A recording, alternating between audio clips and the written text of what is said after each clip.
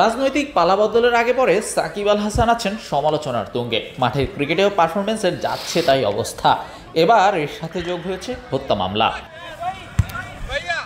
সরকার পতনের পর দেশ জুড়ে আওয়ামী নেতাদের বিরুদ্ধে হচ্ছে মামলা। গণহত্যা মামলা দেওয়া হয়েছে দেশটির শীর্ষস্থানীয় নেতাদের নামেও। সাকিবের বিরুদ্ধে যে মামলা হয়েছে সেটা করেছেন রফিকুল ইসলাম নামের এক ব্যক্তি।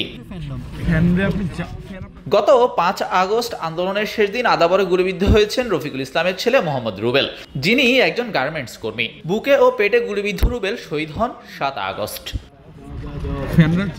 আদাবর থানায় করা সেই মামলায় সাকিব অবশ্য একাই আসামি নন। শেখ হাসিনা সহ সেই মামলার মোট আসামি 156 জন। সাকিবের নাম আছে 28 নম্বরে।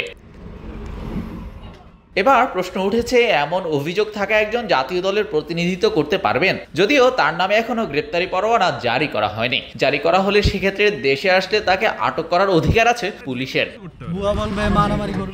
গ্রেপ্তারি পরোয়ানা জারি করা হলে একেবারে শঙ্কামুক্ত থাকতে হলে সাকিবকে যেটা করতে হবে সেটা হলো আগাম জামিন নিশ্চিত করা।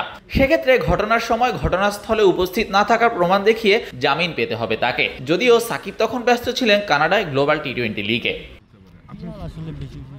এ ব্যাপারে কি সিদ্ধান্ত নিচ্ছে বিসিবি, কিংবা সাকিবের দেশে ফেরা নিয়ে কি সিদ্ধান্ত হবে সেটা নিয়ে আপাতত মুখ খুলতে রাজি নয় বিসিবি।